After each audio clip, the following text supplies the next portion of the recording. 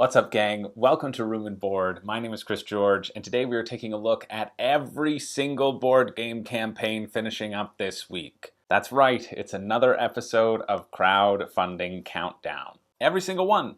And if I don't mention one, well, you can assume that Thanos has snapped his fingers with the ultimate mitten and has vaporized them from existence. That's the truth. I don't make the rules. I just cut a deal with Thanos to keep me and all my subscribers from turning into dust. Don't call me a hero. Seriously, don't. Thanos would not like that. Anyway, the reason I like to check out things at the end of their Kickstarter run is because due to the ever-expanding number of Kickstarter projects out there, sometimes it's nice to know what you need to focus on instead of being overwhelmed by a new one popping up quite literally every day. So why not deal with the decisions that you need to worry about instead of every new and shiny thing that drops from the sky? Sorry. There's something.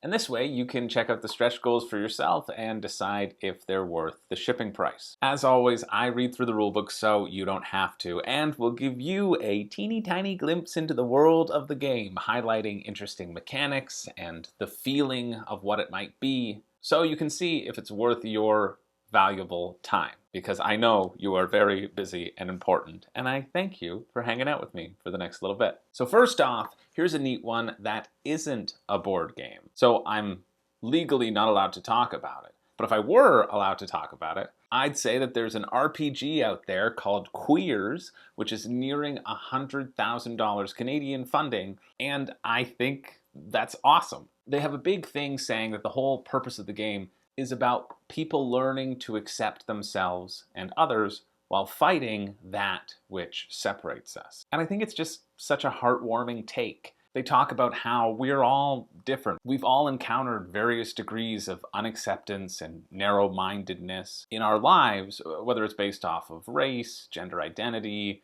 or even just our hobbies. And I think it's a great take to inject some positivity and acceptance into that sphere, because I think a lot of us watching are probably big old nerds and know what it's like to be a little bit different, either on a large scale or a small scale. And so I'm sure that's a lovely message that people can relate to. Don't worry about being different. Just be you, because being you is always enough. Unless, of course, you're my friend Josh, who, I'm sorry, needs some serious self-improvement. Be anyone other than you, Josh. Anyone at all. Please keep working on yourself. So there's your kind of board game category for the week. This isn't a weekly thing, I'm not going to be doing it every week, but I just saw it and it was colorful and therefore attracted my eye. I thought, I'd like to say some words about this and let people know that it exists if that's your thing. If it is, that's 12:45 a.m. Wednesday morning, aka Tuesday night. So let's get into the board games. First up, we have Reputation. If you ever wished more games had the incredible art styling of Terraforming Mars, never fear, Reputation is here. In Reputation, you take on the role of a CEO of a $1 trillion company because a $1 billion company was too small, insignificant, just pathetic. And you have to balance your profit and your reputation so the public doesn't destroy your whole business. And this game is just a straight bidding game, plain and simple. So if bidding is your favorite mechanic, well, then get Reputation, because honestly, it looks pretty good. Basically, there'll be two projects that come up every round. One in the public sector that will give you reputation, and one in the private sector, which is more nefarious and probably usually has to deal with horrible things that corporations do, like child labor, let's say, or throwing toxic waste in the rivers so you don't have to deal with it. Those kinds of things. And they naturally make you lose reputation. Now, the public one will have a worker requirement and a number of credits associated with it. So it might be 3 workers and $10. And if you want to win that public contract, you have to undercut everyone around the table. You'll say, yeah, I can do it for 9. Oh, well, my company can do it for 8. My company can do it for nothing, which is an option. And then all the money that didn't go towards that public sector then get funneled into the private sector one, which you bid actual workers for, how many workers you can commit to that private sector. But those also make you lose reputation. So the goal of the game is to have the most credits at the end of the game, but At the end of the game, whoever has the lowest reputation is eliminated. You are out of contention. So you might have all the money in the world, but if your reputation is too bad, then the public will destroy you utterly. If your reputation is second worst, though, you are okay. And I really like that idea. I was worried that the math would be a little bit easy to assess when you're going around the table. You say, oh, well, clearly that person's in the lead right now, so they can't get it. So one of us has to step up. But I think with it just being the lowest reputation being booted out, that gives you a sort of push your luck in a way that you just need to be better than one other person around the table. So take as much negative reputation as you want, as long as you've taken just a little bit less than one other player. And at $22 US, this is a delightful surprise that I am really glad I looked into. And I think it's simple, would play pretty quickly, but gives you that tension of bidding and outbidding your opponents. So if you like that sort of thing, make sure to check it out. That's Thursday at 10:05 a.m. Also, each CEO has their own asymmetrical power as well, which is great. And I like asymmetrical powers. Definitely one to look into. Reputation. Now next up we have Loyalty or Liberty. And its tagline is that it's a detailed and highly customizable deck building and war game of the American War of Independence. And I have to say, this is the most incredible Kickstarter video that I have ever seen. I mean, it starts out strong with the designer in full American independence reenactment gear. It's already at a solid peak. But it gets even stronger when the real star of the video comes into play. Mabel. Oh yeah, you can bet she explains the game. They have a fantastic back and forth. And I know a little something about talking to someone who's hard to hear because they don't exist. You'd better not be talking about me. No, Maggie, you're completely real and my life would be horrendous without Thanks, you. honey bunny. I obviously was talking about Megan Bacon, who only appears in my nightmares. I'm gonna cook you like a cookie! Every time. I don't even know if she'll become a two-dimensional character at this point. That aside, back to this video, because it is so funny. My favorite part is right here. I'll play it for you. Let me tell you guys about the next phase in play. Go for it. The next phase is to draft cards. That little pause kills me every time. Go for it. It is my favorite part of the video, and hands down, and maybe even my favorite part of the whole campaign. Well, huzzah for that, indeed. And the other? Well, I don't know if I have another one. It's a little hard to make out the rules from the video, probably because I'm so overwhelmed by its greatness. And honestly, I don't care. Everyone should back this game, sight unseen. I cannot tell you how much joy Mabel brings to me, because it's a lot. But moving on to the actual game, what's kind of neat is that they are attempting to replicate this war game experience through cards. So as we've seen in a few campaigns that are war game adjacent, you have a set number of points and you can build your army as long as they don't supersede that number. Mabel would recommend 100 points. Definitely a goodly number for this scenario, indeed. I wholeheartedly agree, obviously. Now, to achieve victory in Loyalty or Liberty, you can do it in a number of ways, reducing their morale completely, the morale of the other side, or forcing them to retreat by basically eradicating all of their troops. It's part LCG, part historical wargaming. You're setting out a map. You're drawing cards from your deck every turn. You're rolling for initiative every turn as well, so the player order will alternate. And you can get a little bit of dice chucking fervor in you to boot. Now, if Mabel weren't part of this campaign, I might say that the lack of accessible rulebook makes it a little hard for me to determine the ins and outs and how this game will completely play. And for me, I've never personally been a fan of that drafting your army or creating your army based around a number of points system that a lot of war games have. But since Mabel is a part of the campaign, well, everybody better spend their $35 US and get themselves a copy right now, because this is clearly genius in the making. Oh, Mabel. Anyway, that's Thursday at 12:05 p.m. to decide. Noon. Now, it might seem like this is our silliest episode yet as we turn to our next title, Quack Quack No Takebacks. No, this is not sponsored by Quackalope.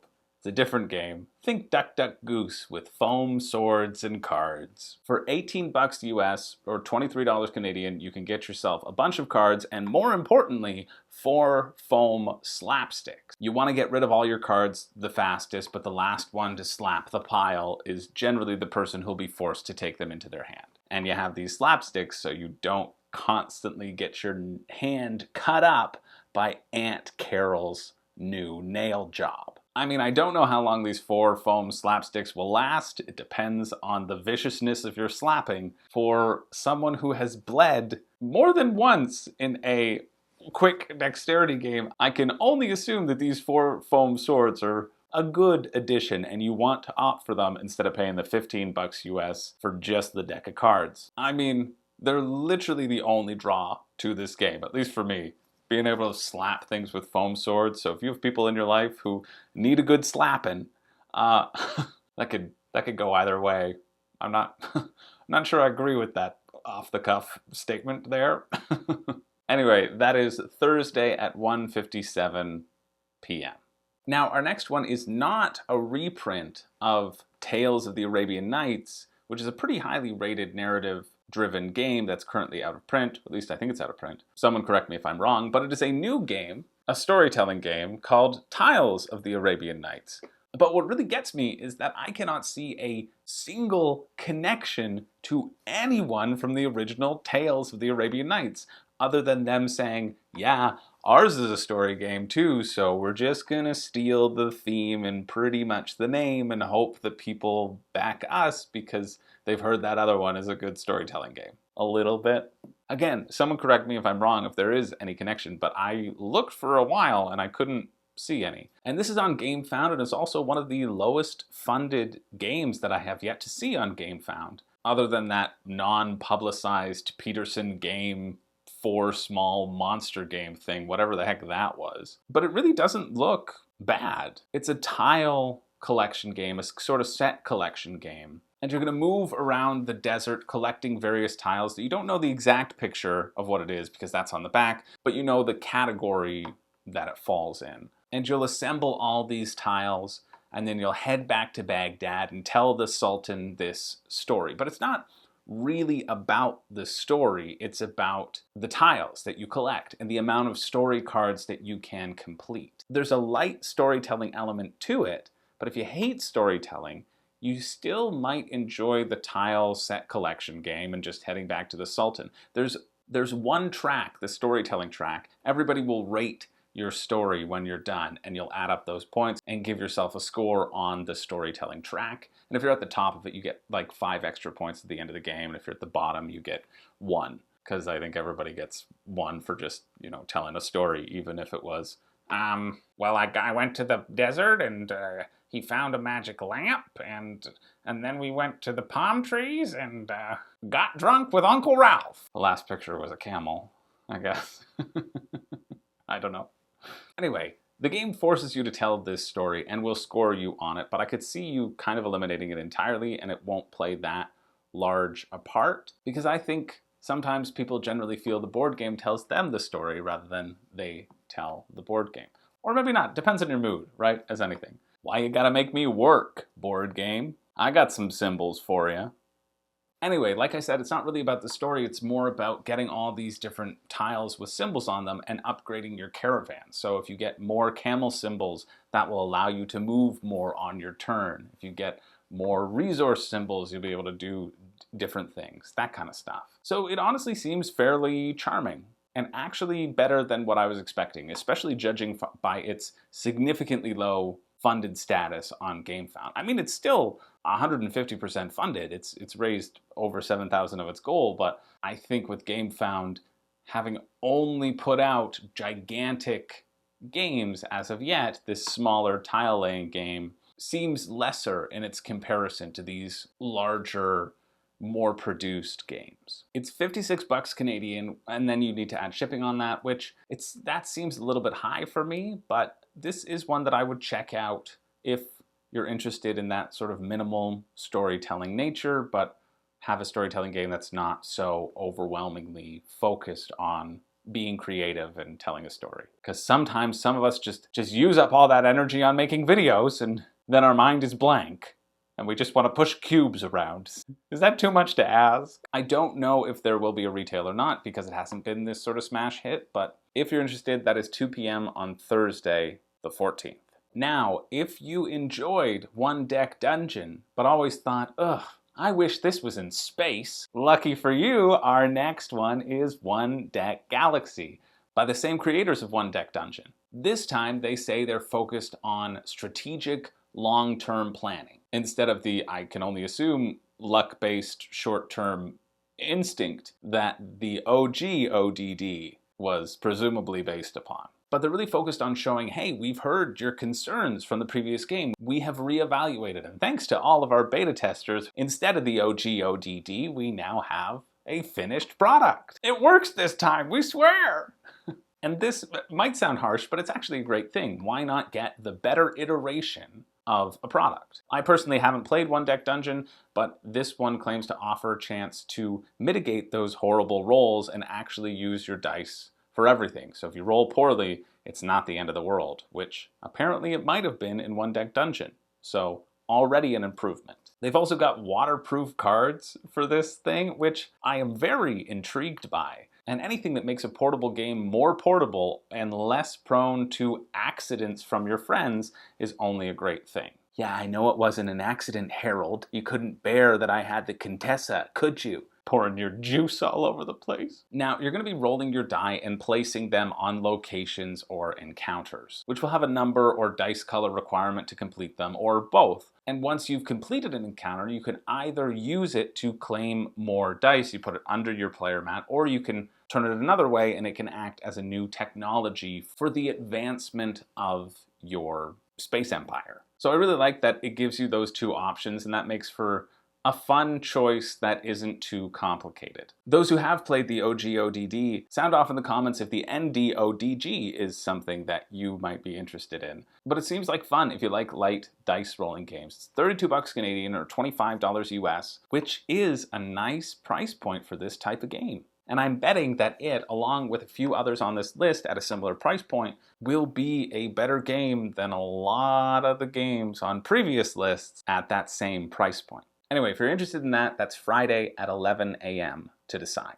Now, next up we have Quests and Cannons, whose tagline is a family-friendly high fantasy on the high seas, a cooperative experience for 1 to 6 players that plays 20 minutes per player. And I gotta tell you, I wish more taglines were like this. This tells me immediately what to expect, who this game is for, and its complexity as well, with the playtime per player written out. I'm immediately drawn to this in a positive way. You can also play this on Tabletopia, which I love because you can try it out for free and you don't have to pay for Tabletop Simulator. And I've bought Tabletop Simulator and I never use it, and it makes me so angry that I purchased it. But I got it on a sale and I assume I'll play with some publishers down the line. It's an investment in this channel's future, but still, you know my feelings about this. I like when people can play and try the game for free. So it's wonderful to have that Tabletopia version. But you don't know how I feel about the characters in the game. The Dwunnies, the dwarf bunnies. The Delves, the duck elves. The Porks, and the Gobelins, the gobble gobelins. Which, just by the fact that today is actually Canadian Thanksgiving, means I should probably purchase this game. I love this character design. I love that it immediately tells you, again, the mood of the game. It's lightweight. It's fun. They do have a gameplay section on the Kickstarter. If you're on there and you're scrolling, keep scrolling. And they do have a rulebook as well. Basically, you'll pick a hero from 3 different nations. And now they have unlocked the Gobelins, who were the Kickstarter stretch goal. But you'll still only pick 3 nations that form up the board. And each nation will have its own nation power. So the Dwelves, no, that's not it. The Dwunnies? There we go. The Dwunnies have their own special ability, and then there will be 3 heroes of each class who have a different special ability that you can use throughout the game. And it's also a little asymmetrical in the setup depending on which nation you choose. They'll all have different specialties. Some will be better in combat, some will be better in sailing the high seas. The Delves, I can only assume it's the Delves. They're ducks, come on. And so you're going to sail around, gathering resources, exploring islands, finding these little map clues which will direct you to another island somewhere on the board. And the board's also modular as well. So there's going to be a lot of replayability here, just sailing the high seas, chucking dice at each other with your cannons. For every 4 pips that you roll on your dice, you get 1 hit. Anyway, you're going to do all these things in the pursuit of prosperity, as we all are in pursuit of. And when someone reaches the designated prosperity goal, you win. You did it. You can also play in teams. You can play free-for-all. You can play a cooperative mode. I like all the different modes, and the gameplay seems really simple to teach and learn. If you wanted a goofy version of Old Salt from last week, I think it was from last week, maybe it wasn't. It was another pirate game. There's no wargaming elements to this. It's just the fact that they're pirates running around on the seas shooting cannons at people. Well, then this might be the ticket. Like I said, I think it should be really easy to play. I think the style and the art is fun. It's $60 US, so $74 Canadian. Again, after shipping, a little too pricey for my liking. The shipping on their lowest end, it's $15 to the US and the UK, but if you're interested, that is Friday at 10 p.m. Now next up we have KILLWAGER. And if you've ever wanted to be hopelessly confused as to how a game is played, or even what it's about, make sure you watch the intro video to KILLWAGER, as a man in a balaclava spouts tactical terms at you with absolutely no context. I wish I owned a balaclava so I could do the next bit of this segment. This'll have to do, I guess. There we go. You can barely tell the difference. Get your tactical manticores to the checkpoint, firing your Toyota Camrys at your Eurocopters, and take down enemy forces. Real special ops training comes into play. Battle tactics filled with mustard will help you achieve your goal, while baby back ribs and other automations will slap you in your join the army now recruitment officers to bring back power suits to base camp and save the day. Join the army! It does sound pretty good. So if you like tactical miniatures games, well, this one has raised $50,000 Canadian, so you might as well check this one out yourself and get yourself a little squad box. This dancing squad member is almost enough for me to forget that the name of the squad is Ibrahim, is more nonsense, and that I have absolutely no idea what's going on. But hey, you might. So if you're interested, that is Saturday at 7:58 a.m. I was trying to get it to land on the... moving on. Back with the relaunch, we have Threetale, which has lowered their funding goals since I last almost talked about them on one of these crowdfunding countdown videos. And they're now funded. So, incredible. Great for them. Threetale is a cooperative experience for 1 and 3 players only. If you're 2 players, no, you don't get to play. I mean, you could just play as 2 players controlling all 3 characters. You're always going to be controlling 3 characters, so you could just agree as 2 players to control the characters. But I do love the specificity of this player count, because to me, it's them saying, yeah, we've tried it out with multiple player counts, and 2 players isn't as good. There's just something about controlling the extra ones that doesn't work as well. And I think that's cool, and that to me shows me that they have put some thought into it. Now, the game will take place over 4 phases: the prophecy phase, the past, the present, you got it, the future. Now there'll be these separate game modes, aka these separate end bosses that you'll have to tech up and try to defeat. So in the prophecy phase, you draw 3 prophecies, and then you get to draft your heroes for that round. There are currently 5 different heroes. I think a 6th has been unlocked in stretch goals currently. And you can see the potential prophecies that might happen later on in the game. And so you can pick your team and their special abilities based upon what you think might happen. And then in the past, you flip over tiles and set up a map and try to tech up your character with different virtues, getting ready to face one of these 3 prophecies. At a certain point, a prophecy will trigger. That will be the thing that happens. You'll take the big bad monster and any additional setup rules that the prophecy then instructs you to do, and then you'll have to face that boss. So to me, it kind of sounds like cooperative 3-player betrayal at House on the Hill, where you're at the beginning, you know something's going to happen. You're going to run around, get as much stuff as you can, and hope that you've done enough to face the villain that will inevitably follow. And that's not a bad thing for me. Betrayal at House on the Hill can be a really great time. That sort of running around teching up and then facing a villain that you don't know is coming, it's a neat mechanic. And I think it could be very fun. It just depends on if you're a person who likes to know what's coming or who is okay being surprised in such a almost significant way. Now it's $74 Canadian for the compact version, which is the standee version, and then $104 Canadian for the core box, which the only change as far as I can see are changing the standees to minis. So it's great that they have a standee version to make it a little bit more accessible for everyone. Again, kind of the theme of this sort of thing. After the shipping, it becomes a little bit too pricey for me to dive into unless I'm really enthusiastic and hyped about it. And I think it looks good and I think it'll be a fun experience, but it's not one that I'm going to personally back. Definitely worth looking into though. If you think it sounds good, that's Saturday at 11 a.m. to decide. Now, next up, we have Voidfall. And how'd that get up there?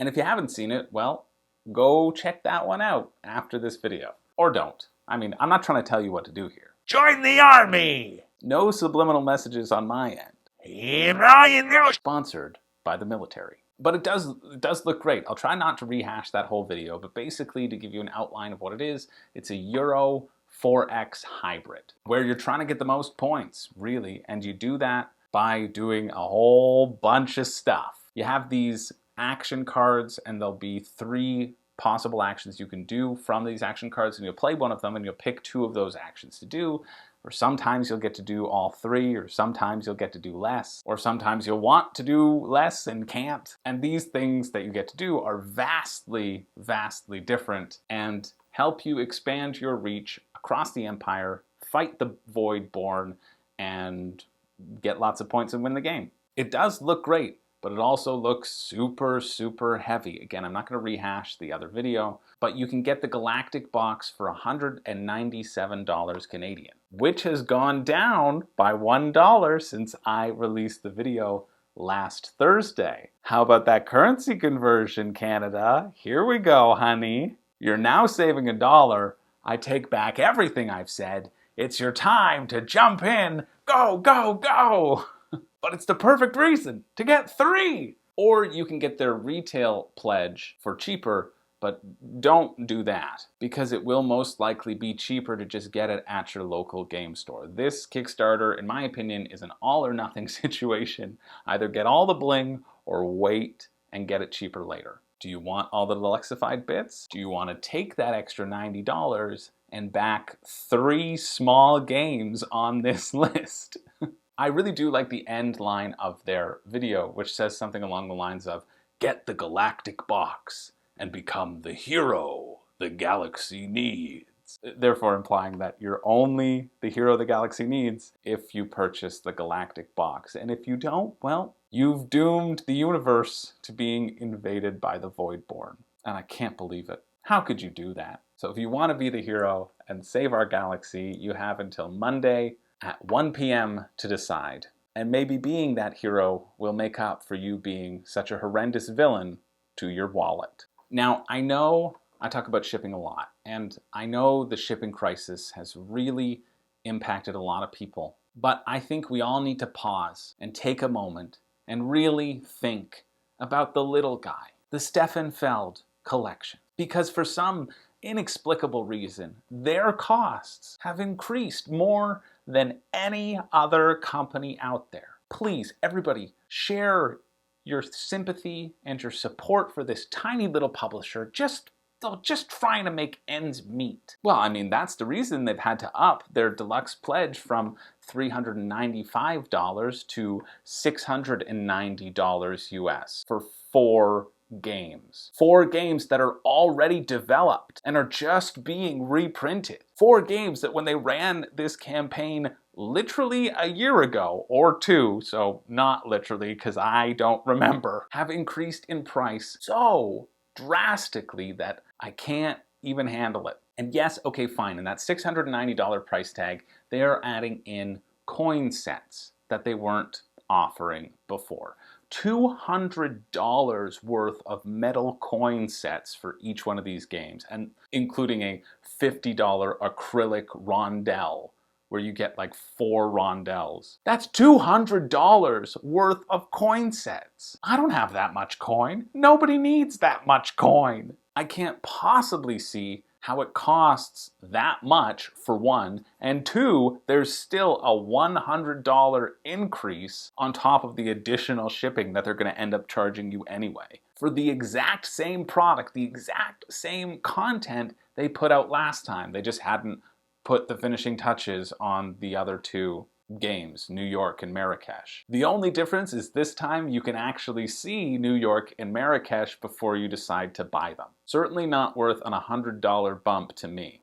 Oh, and also it gets even better if you bought the deluxe collector version of Hamburg and Amsterdam, the 2 that were offered in the previous campaign, and you shelled out that money, and then you decide again this time round you're going to shell the money out again. You're going to spend another $265 getting the deluxe versions of New York and Marrakesh. They're just flat out not going to give you the coin set that they gave to the people who bought all 4 games the first time, or the people who are buying the 4 games this time as a stretch goal. Now, because, and their reasoning for this, oh, well, you know, you paid less for shipping last time because there wasn't a global pandemic, and it actually evens out to be the same amount of money now as the people who are purchasing the astronomical $690 version. So it works out to be the same if you were to just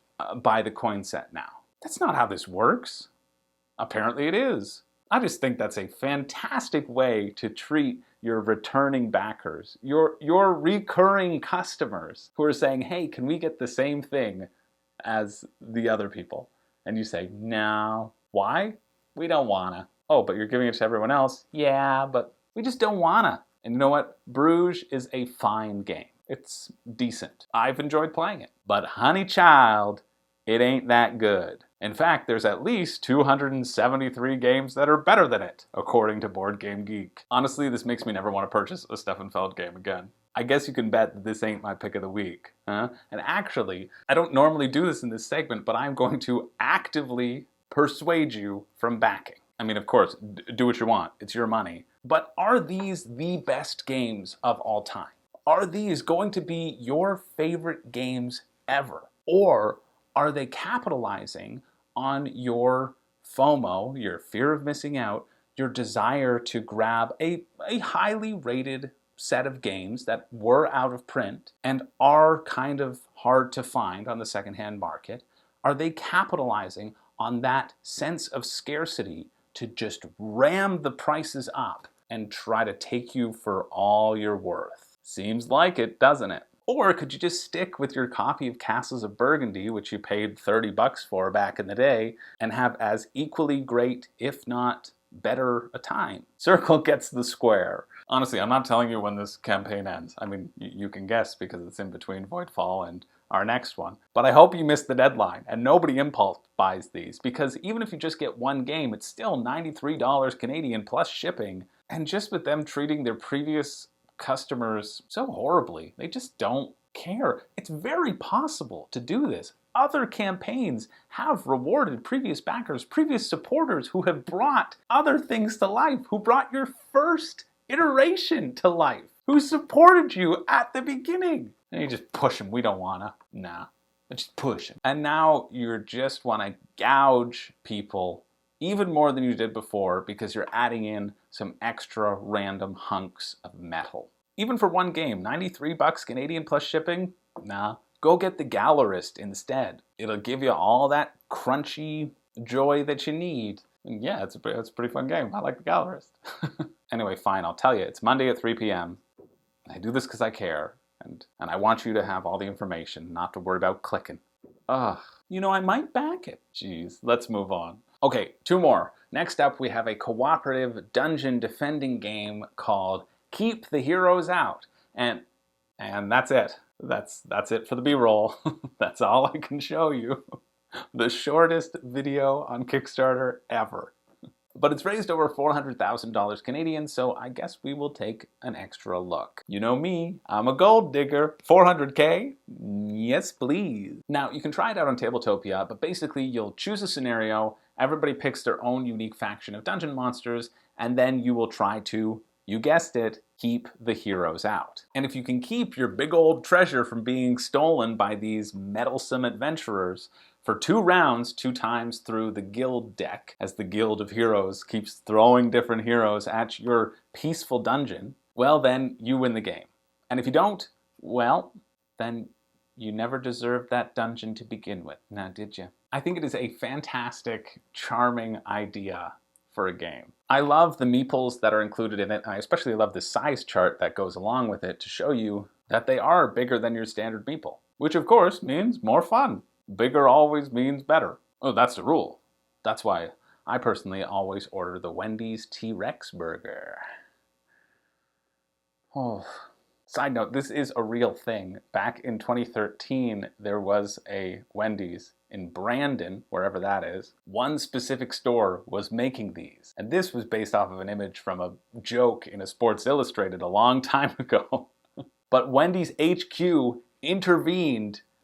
The hammer came down from corporate and forced this one chain to stop selling this incredible, delicious 9-patty burger. I have no idea why. Somebody said that consuming 9 Wendy's patties in a single sitting wasn't a good idea for your health. Dave Thomas would be rolling in his grave if he heard that. Anyway, the true love of my life aside. What? I mean, Maggie, it's Wendy. You can't blame me, it's Wendy. Yeah, she's so hot and juicy. Anyway, back to whatever we were talking about. I honestly, I can't remember because all I can think about is Wendy's right now. If there are any Wendy's execs out there, please reach out. Please sponsor this channel. That would be, well, I think it would be the greatest accomplishment in my entire life. Now all I can think about is Wendy's. This is a major problem. Help me out here. Graphics. Right. Keep the heroes out. It looks delicious. Super easy to learn. Light deck building where you must fully do the action on your card before you get to do the next one. So as opposed to other deck builders like Dominion where you can just kind of amass all of your power at once. This, if it says move something, you gotta move something before you can play your other card, which is bash, move. Yeah, these are the actual terms. I stand by this. Anyway, it's $50, which isn't bad, $50 US, and that finishes at 7 p.m. Monday. Now finally, our last one is Lost Empires, which is a card-driven area control game, which is kind of a neat twist on the standard 2-person dueling card games. So it's just like Duel Monsters. You have to compete to get enough warp energy, or whatever it is, to open up your warp gate so that the hordes of units from your faction can come in and take over the planet before anybody else has a chance. It's only for 2 players, but there is an optional purchase where you can get a 3 to 4 player mode and a solo mode, which I actually think is great because it allows it to stay at the $25 price point for those who just want the 2-player dueling experience. And honestly, I can only assume that the head-to-head dueling is gonna be the optimal way to play anyway. Again, with the reasonable price point here, $25 US. This is budget game week. That's what this is. Now, you're going to deploy your troops to various sites, and you can add support items, and then you can activate your troops. You can do that all as many times as you want, except for activating your troops,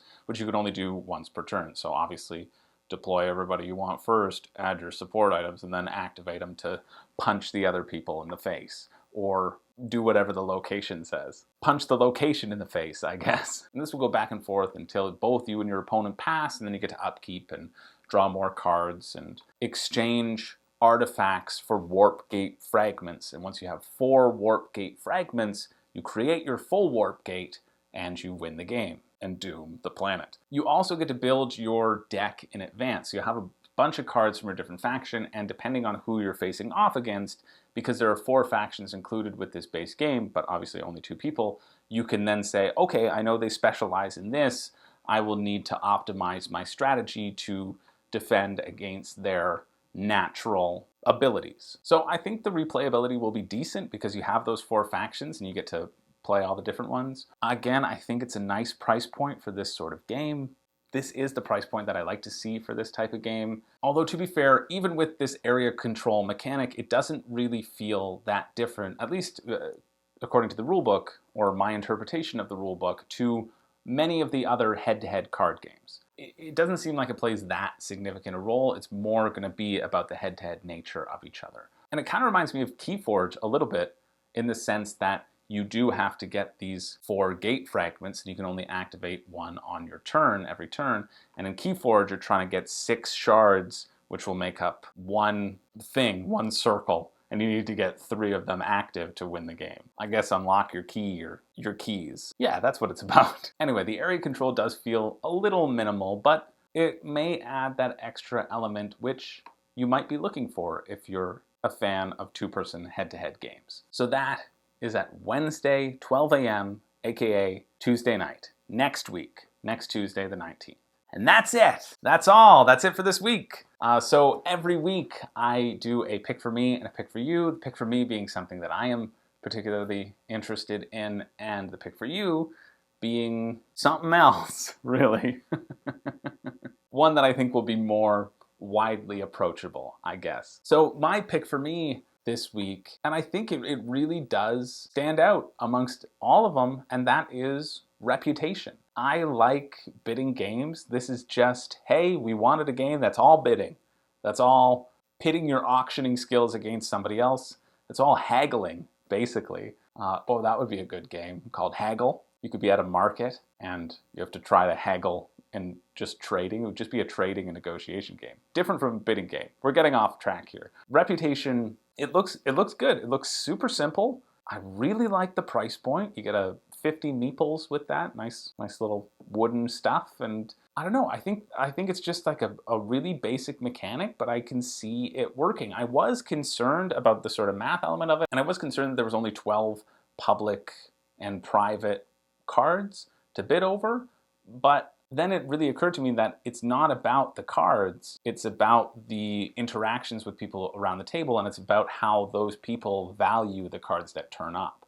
And so I think that'll actually work out all right. Yeah, it seems pretty neat. And it's also, it's funded, so you're guaranteed to get it, but it's also on the sort of lower scale. And I like getting those unique games. Not that bidding is especially unique, it happens in a lot of games, but a straight bidding game, I can't think of too many more that are just bidding. I'd say almost the estates, but you have that whole building houses component to it. So it's not straight bidding at all. And they're very different, very different. Anyway, that's my pick of the week, Reputation. I like that one. I think it looks good. And my pick for you, this one's a little bit harder because obviously mechanics-wise, I think Voidfall does look great, but it is not my pick for you. No chance. And I thought I would have figured it out by now after talking through all of them. And I have it down to 2, I think. This is tough. It's between Keep the Heroes Out and Quests and Cannons. I think for me, Quests and Cannons just edges it out. Even though Keep the Heroes Out has raised 400k and Quests and Cannons has only raised around 60k, right? People are really drawn to Keep the Heroes Out, and I can see why. It's a fun art style, it seems fun, but I think Quests and Cannons, with the running around, exploring the ocean, it's nice to have a fun piratey game, and you know what? I gotta give it to the porks. I think Quests and Cannons, you can read through the reviews that have happened to. Everybody seems to have enjoyed it a decent amount. Obviously, the quotes are cherry-picked so that they sound great, but I like the art style. I like that it doesn't take itself too seriously, and if you're looking for that sort of family-friendly, a little bit of depth and some luck, lots of luck, because you're going to be flipping up different quests and different things, but still some fun strategy. If you like Merchants and Marauders, I've never played it, but I saw that quote a whole bunch on the campaign page, then check out Quests and Cannons. So that's it. A lot of viable options this week. Are you backing anything? I'm always interested to learn and interested to know. I always like hearing about it and hearing from you, because it's better than just sitting alone in a room talking to myself. So let me know what you're backing. Let me know what I'm completely wrong about. And that's all I got. So once again, my name is Chris George, and I don't have a catchphrase, but at least we always have the wise words of Mabel. Go for it? Oh, I can't handle it. Okay. Bye.